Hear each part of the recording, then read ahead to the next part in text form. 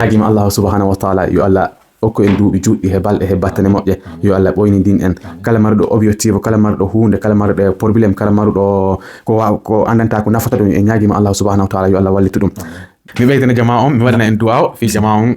a'udhu billahi minash shaitanir rajim bismillahir rahmanir rahim alhamdulillahi rabbil alamin arrahmanir rahim maliki yawmiddin iyyaka na'budu wa iyyaka nasta'in ihdinas siratal mustaqim siratal ladzina an'amta alaihim ghayril maghdubi alaihim waladdallin rabbana atina fid dunya hasanatan wa fil akhirati hasanatan wa qina azaban nar rabbana la tuzigh qulubana ba'da idh hadaytana wa hab lana min ladunka rahmatan innaka antal wahhab لا يكلف الله نفسا إلا وسعها لها ما كسبت وعليها ما اكتسبت ربنا لا تؤاخذنا إن نسينا وأخطأنا ربنا ولا تحمل علينا إسرا كما حملته على الذين من قبلنا ربنا ولا تحملنا ما لا طاقة لنا به واعف عنا واغفر لنا وارحمنا أنت مولانا فانصرنا على القوم الكافرين ربنا ظلمنا أنفسنا وإن لم تغفر لنا وترحمنا لنكونن من الخاسرين الله لا إله إلا هو الحي القيوم لا تأخذه سنة ولا نوم له ما في السماوات وما في الأرض من ذا الذي يشفع عنده إلا بإذنه يعلم ما في السماوات وما في الأرض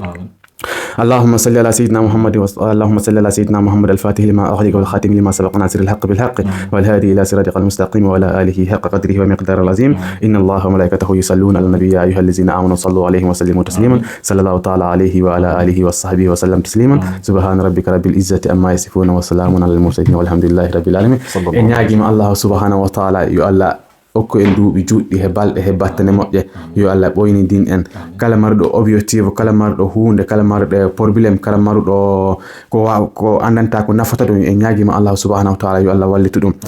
ay ko moƴƴi hen fof en ñaagima Allah subhanahu wa ta'ala hekkadi ko yewtere ko waɗen ɗo ko kala ko moƴƴi hen jama on ko hutora en ñaagima Allah subhanahu wa ta'ala yo Allah ɗo waɗɗum jam kala ko kadi ko anditen ko jama on andi noon kadi moƴƴa yoɓe andu ko en yimɓe en waɗani perfect a faami par ce que tagaɗo mota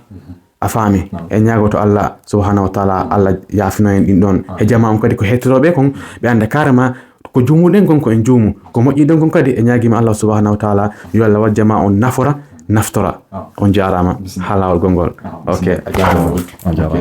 haray musidɓe en ɓe sayi si Allah jaaɓi